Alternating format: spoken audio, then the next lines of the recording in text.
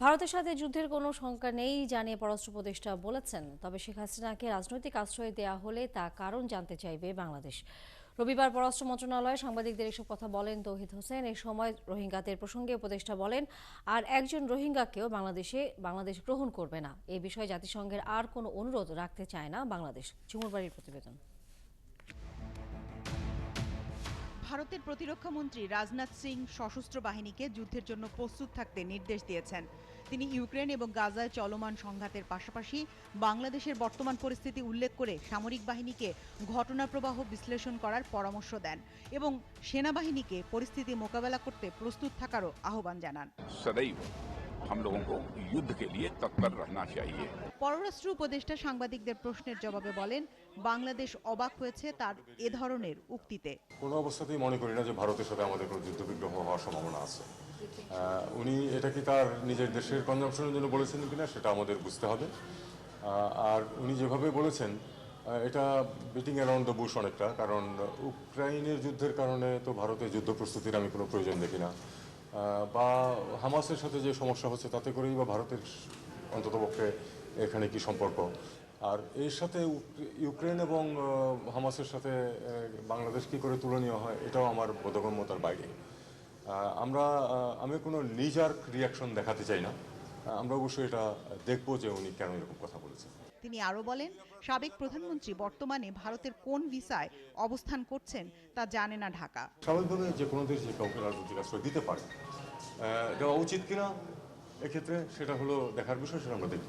দেওয়া উচিত কিনা দেখবো মানে কি, আমরা কি যদি রাজনৈতিক আশ্রয় নিশ্চিত হই তাহলে কি আমরা প্রতিবাদ জানাবো বা তাদেরকে বলবো যে তাকে দেওয়া উচিত না?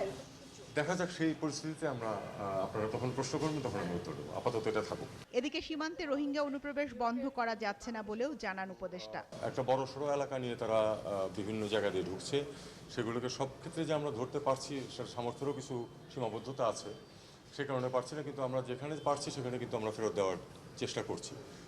ইউএনএইচসিআর চায় যে আমরা তাদেরকে আশ্রয় দিই, কিন্তু আমরা তাদের কাছে স্পষ্ট করেছি যে আমাদের যে 12 লাখ রোহিঙ্গাকে আমরা আশ্রয় দিয়েছি, আমরা আমাদের ভূমিকা যতটুকু হওয়া উচিত তার থেকে বেশি পালন করেছি। আমাদের পক্ষে আর সম্ভব না। যারা আমাদেরকে উপদেশ দিতে আসে বা চায় তারা বরং তাদেরকে নিয়ে যাবে। বিজিবি, স্বরাষ্ট্র মন্ত্রণালয়, পররাষ্ট্র মন্ত্রণালয় সহ বিভিন্ন বিভাগ জরুরি বৈঠক করছে রোহিঙ্গা নিয়ন্ত্রণ প্রসঙ্গে। ঝুমুরবাড়ি, ৭১, ঢাকা। পররাষ্ট্র উপদেষ্টা সংবাদ সম্মেলনে ছিলেন সহকর্মী ঝুমুরবাড়ি। আমরা এই বিষয়ে আরও তথ্য জানবার জন্য তার সাথে যুক্ত হচ্ছি। ঝুমুর, ভারতের সাথে যুদ্ধের যে বিষয়টি সেটি খুব একটা পরিষ্কার বোঝা গেল না পররাষ্ট্র উপদেষ্টার বক্তব্যে। আরও যদি বিস্তারিত এই বিষয়ে তথ্য থাকে জানাবেন, এবং একই সাথে সাবেক প্রধানমন্ত্রী শেখ হাসিনাকে দেশে ফিরিয়ে আনার ক্ষেত্রে বাংলাদেশ কোনো ধরনের ভারতের কাছে এই বিষয়ে আবেদন করবে কিনা বা বলবে কিনা যে শেখ হাসিনাকে বাংলাদেশে ফেরত দেওয়া হয়, কারণ তিনি কি অবস্থায় এখনও সেখানে আছেন এই বিষয়টি এখনও কিন্তু পুরোপুরি পরিষ্কার হওয়া যায়নি। এখনও বাংলাদেশ বা ভারত কেউই কিন্তু পরিষ্কার করে বলেনি শেখ হাসিনা কি অবস্থায় আসলে সেখানে ভারতে অবস্থান করছেন। আপনাকে ধন্যবাদ জানাই। এবং ভারতের প্রতিরক্ষা মন্ত্রী রাজনাথ সিং যে বক্তব্য দিয়েছেন সেই বক্তব্য প্রসঙ্গেই কিন্তু আসলে যুদ্ধের কথাটি এসেছে, এবং তার এই বক্তব্য কোনোভাবেই রাজনৈতিক বক্তব্য হিসেবে বলা যায় না। কারণ রাজনীতির মাঠে বা মঞ্চে অনেক সময় অনেক বক্তব্য দিয়ে থাকেন, যেগুলোকে আমরা অনেক সময় উস্কানিমূলক বক্তব্য বলি, সাম্প্রদায়িক বক্তব্য বলে থাকি। সেই ধরনের কোনো নয়, কারণ দুদিন ব্যাপী হওয়া যেই লখনৌতে 2 দিন ব্যাপী সশস্ত্র বাহিনী কনফারেন্স, যেখানে 3 বাহিনীর প্রধান সহ এবং 3 বাহিনীর প্রধান সহ আরো অনেকে উপস্থিত ছিলেন, যাদের মধ্যে চিফ অফ স্টাফ ভারতের যিনি অনিল চৌহান, সেনাপ্রধান উপেন্দ্র দ্বিবেদী, নৌবাহিনীর প্রধান ছিলেন, বিমান বাহিনীর প্রধান ছিলেন, এবং এয়ার ভাইস মার্শাল প্রতিরক্ষা সচিব ছিলেন গিরিধর আরম্যান। সো সকলেই ছিলেন, এবং সেখান থেকে যেই বক্তব্যটি তিনি দিয়েছেন সেখানে প্রতিরক্ষা মন্ত্রণালয়ের যে বিবৃতি এবং একই সঙ্গে প্রেস ইনফরমেশন ব্যুরো বা পিআইবি যে ওয়েবসাইট রয়েছে সেখানেও কিন্তু এটি প্রকাশিত হয়েছে, এবং সেখানে যেটি বলা হয়েছে যে ভারতকে প্রস্তুত থাকতে হবে তার আশেপাশের পরিস্থিতি বিবেচনা করে, এবং কখনোই ভারতের শান্তি নষ্ট করা যাবে না।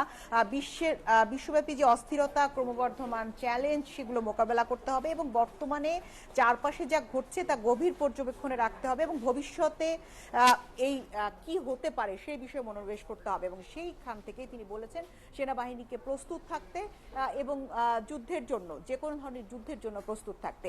স্বাভাবিকভাবেই চলে আসে যে ইউক্রেন রাশিয়া যুদ্ধের কথা তিনি বলেছেন, হামাসের সাথে হামাসের সাথে ইসরায়েলি যুদ্ধের প্রসঙ্গে বলেছেন, কিন্তু তিনি এটিও বলেছেন বাংলাদেশ প্রসঙ্গে।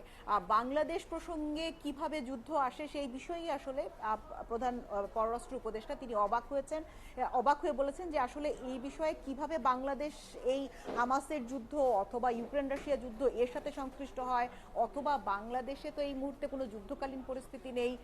সীমান্তে যে অস্থিরতার কথা বলা যদি হয়ে থাকে তাহলে সেটি রোহিঙ্গা অনুপ্রবেশের মতো ঘটনা, যেটি মিয়ানমারের সাথে সীমান্তবর্তী জায়গাগুলোতে হচ্ছে। তাহলে কেন ভারত এই ধরনের উক্তি করলো এবং সেনাবাহিনীকে প্রস্তুত থাকার নির্দেশ দিল?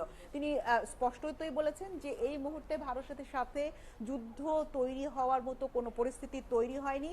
তিনি হয়তোবা তার অভ্যন্তরীণ যে রাজনীতি রয়েছে সেই রাজনীতিকে আরো বেশি চাঙ্গা করার জন্য, অথবা নিজের দেশের কোনো এটি দলীয় স্বার্থ হতে পারে, তার দলের মন্তব্য হতে পারে, কিন্তু আমরা যেটি দেখছি যে এটি তো প্রতিরক্ষা মন্ত্রণালয়ের মন্তব্য এবং তিনি আনুষ্ঠানিকভাবে এটি বলেছেন। তাহলে ধরে নেওয়া যেতেই পারে এটি আনুষ্ঠানিক মন্তব্য, এবং সেই প্রেক্ষিতেই পররাষ্ট্র উপদেষ্টা এই মন্তব্য করেছেন। আর আপনি যেটি জানতে চাচ্ছিলেন যে শেখ হাসিনার আর বর্তমান কি স্ট্যাটাসে ভারতে রয়েছে, আমরা এই মুহূর্তে বিভিন্ন টুইটার থেকে শুরু করে বিভিন্ন, যদিও কোনো আনুষ্ঠানিক ভারতের পররাষ্ট্র দফতর, প্রতিরক্ষা দফতর অথবা বাংলাদেশের পররাষ্ট্র দফতর কোথা থেকেই কিন্তু, কিংবা নরেন্দ্র মোদী অথবা তাদের, যেমন আমরা জয়শঙ্করকে দেখেছিলাম যে সাবেক প্রধানমন্ত্রী শেখ হাসিনা ভারতে যাওয়ার পরপরই জয়শঙ্কর বক্তৃতায় বলেছিলেন যে তিনি আছেন এখানে, এরকম পরিষ্কার স্পষ্টত কোনো বক্তব্য আসলে এখন পর্যন্ত বাংলাদেশ এবং ভারতের কাছে নেই। নিশ্চয়ই আমরা পরবর্তীতে আরও বিস্তারিত তথ্য জানবার জন্য ফিরবো আপনার কাছে। ঝুমুর বাড়ি, ধন্যবাদ আপনাকে এখনকার মতো। দর্শক সহকর্মী ঝুমুর বাড়ি ছিলেন এতক্ষণ আমাদের সাথে।